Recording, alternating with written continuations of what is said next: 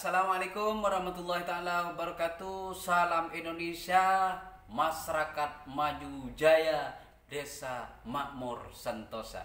Jumpa lagi bersama aku Star Channel, dan kali ini saya coba akan membagikan video tentang kita disuruh oleh Bapak Presiden Jokowi untuk turut mengawasi dana desa agar tidak diselewengkan. Dan jangan lupa yang belum like dan subscribe video aku Star Channel, silahkan Anda subscribe mulai saat ini dan bunyikan loncengnya agar Anda bisa mendapatkan video terbaru dari saya. Dan sebelumnya kita dengarkan instruksi yang disampaikan oleh, bukan instruksi ya, himbauan yang disampaikan oleh Bapak Jokowi Presiden Republik Indonesia.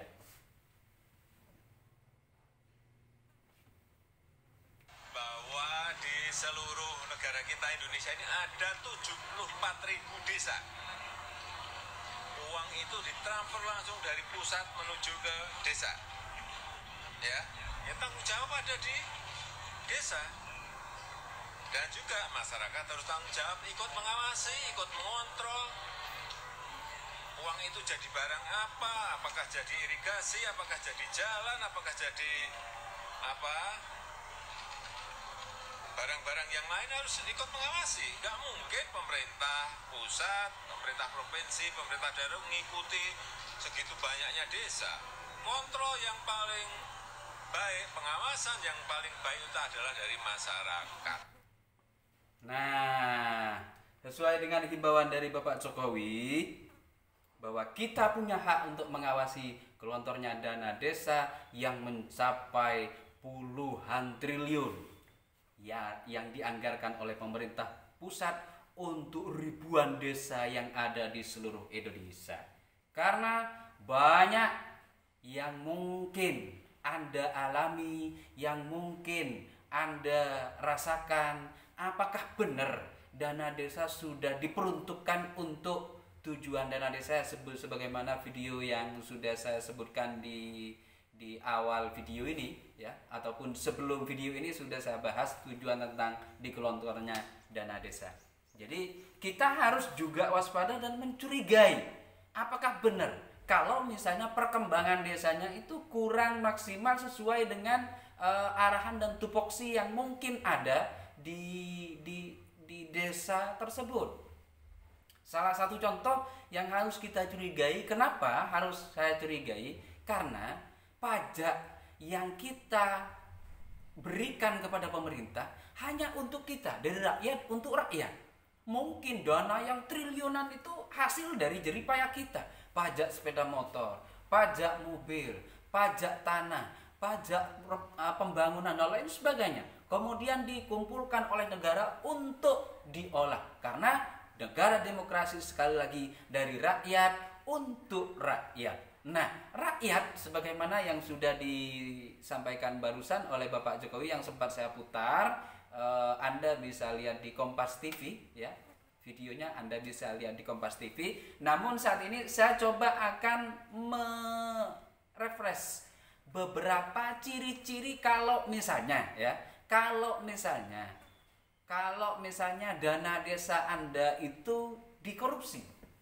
Nah, ciri-cirinya saja. Nah, siapa yang berhak untuk memvonis ataupun juga menetapkan dia sudah korupsi atau tidak? Bukan wewenang masyarakat. Masyarakat hanya diminta untuk mengawasi. Wewenangnya siapa? Ada KPK, ada kejaksaan, ada kepolisian. Nah, kita hanya memantau apakah sudah benar desa kita tidak dikorupsi dana desanya. Padahal dana desanya bagus gitu loh. Padahal dana desanya banyak, programnya bagus. Apakah programnya sudah nampak kepada kita? Nah, itu yang harus kita curigai. Nah, salah satu ciri yang harus Anda ingat ya, kalau dana desa Anda sudah mulai dikorupsi, mungkin gitu ya. Mungkin satu, misalnya kegiatan pembangunan yang tidak dipasang papan nama atau papan informasi proyek itu di desa. Biasanya kalau ada pengaspalan ya, ada pengaspalan, ini biasanya ada papan nama. Terus kemudian kalau ada pelengsengan, ada papan nama, ini menggunakan dana apa dan lain sebagainya, berapa jumlahnya, begitu. Saya membahas ini karena banyak juga sih yang sudah membahas, tapi saya coba akan ulas lagi lebih terperinci gitu loh. Terus kemudian yang kedua, laporan realisasi kegiatan sama persis dengan RAB. Artinya dengan rencana ini habiskan ini, besi menghabiskan begini, batu menghabiskan begini, ini ternyata di laporan persis. Padahal setiap desa harga tidak sama, gitu loh ya.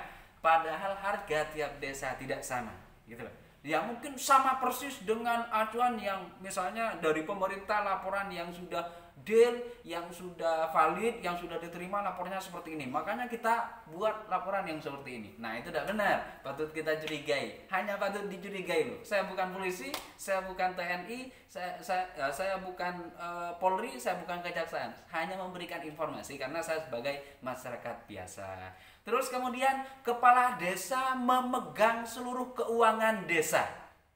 Artinya seluruh keuangan itu dipegang oleh kepala desa.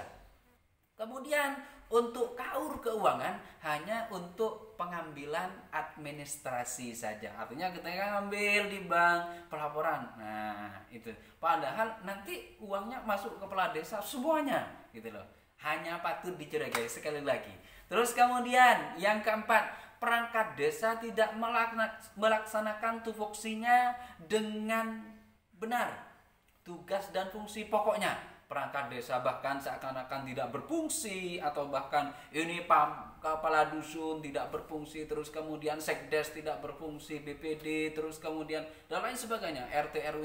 Kalau di desa saya kebetulan semuanya beres, bro, semuanya beres ya. Terus kemudian yang kelima, BPD Badan Permusyawaratan Desa pasif tidak pernah melaksanakan musyawarah desa atau evaluasi pada laporan realisasi anggaran desa. Nah, pasif. Ya, pasif. BPD pasif. Terus kemudian yang keenam, lembaga desa diisi oleh famili-famili kades ataupun pendukung-pendukung kepala desa. Artinya ketika pemilihan dia mendukung, kemudian dijadikan perangkat desa. Nah, patut dicurigai, takut ada kong kali kong maksudnya gitu. Terus yang ketujuh, perangkat desa yang jujur dan vokal tidak diikutsertakan dalam berbagai kegiatan. Artinya sudah mulai disisihkan sedikit demi sedikit. Akhirnya mereka cuma keluar sendiri, bro.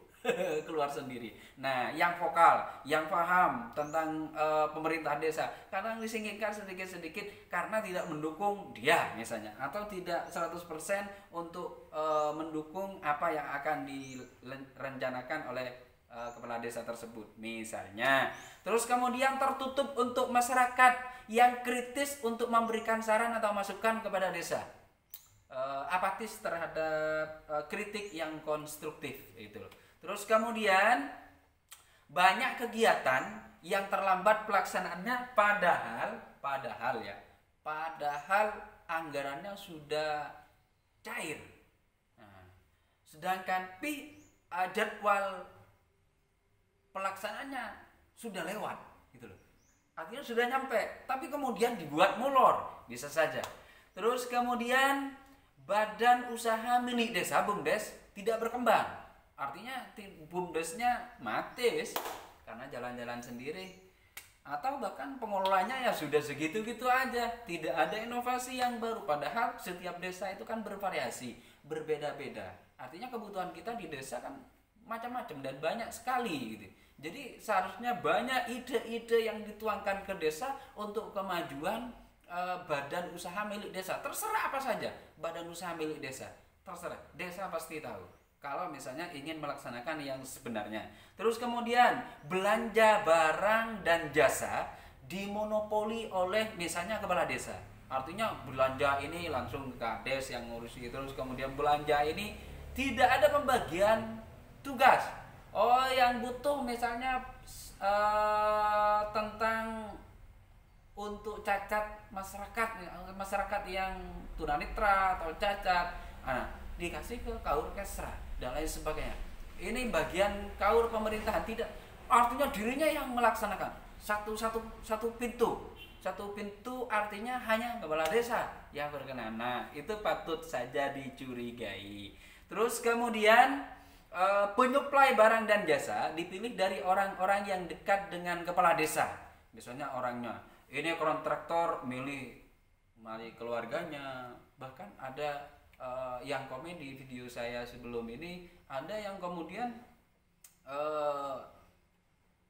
sengaja membuat ini CV saudaranya, terus dan lain sebagainya gitu loh. Terus kemudian pemerintah desa yang ke-13, pemerintah desa marah ketika masyarakat menanyakan tentang anggaran kegiatan. Artinya cenderung ditutup-tutupi. Misalnya ada warga yang kritis tanya, nah itu patut dicurigai bahwa dana desanya dikorupsi. Hanya patut dicurigai, saya tidak berhak. Terus kemudian kepala desa dan perangkat desa dalam waktu singkat membangun rumah mewah dan membeli mobil ataupun peralatan aksesoris rumah yang tidak wajar dengan harga yang fantastis. Misalnya gitu loh. Misal baru jadi terus kemudian sudah bangun rumah bertingkat 10 misalnya, atau bahkan bertingkat 20 rumahnya, atau beli mobil 2 sekaligus Ferrari. Wah, keren. Misalnya artinya dengan harga fantastis. Ini benar atau tidaknya, saya cuma menyampaikan takut ada, tapi mudah-mudahan karena tunjangan desa memang kepala desa memang tinggi, terus kemudian bisa saja beliau bangun rumah, kan benar, atau bisa saja dia meminta bantuan. Ada keluarganya yang memang profesional, ada keluarganya yang memang pas dengan baik linear pendidikannya, terus kemudian pas di bidang itu. Tidak apa-apa kita kasih kepada family kita sebenarnya, karena sesuai. Yang dianggap tidak sesuai itu karena dia tidak bisa mengemban tugas dari kepala desa. Kemudian ada family yang diambil sebagai petugas ini di desa, tapi tidak bisa mengemban atau tidak bisa melaksanakan tugas-tugas desa sesuai dengan apa yang diberikan kepercayaan oleh kepala desa. Nah, itu yang patut dicurigai.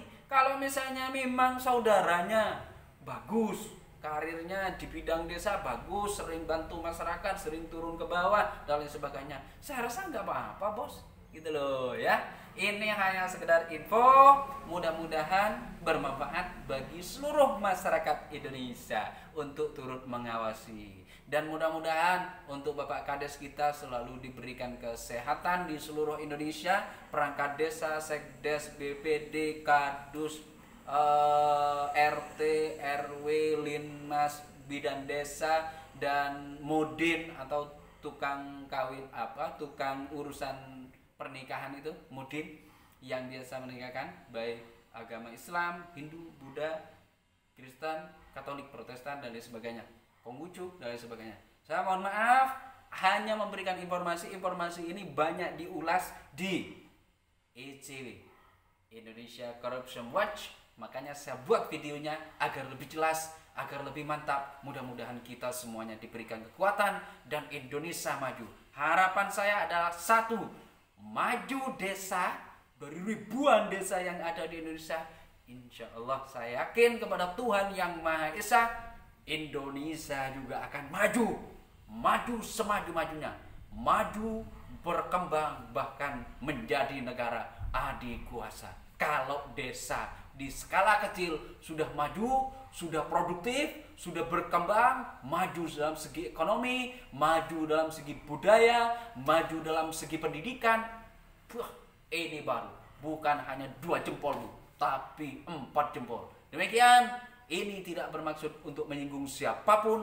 Kalau ada nama dan tempat kejadian yang mungkin diulas dalam video ini, hanya kebetulan belaka. Dari kami, Aku Star Channel, mantap.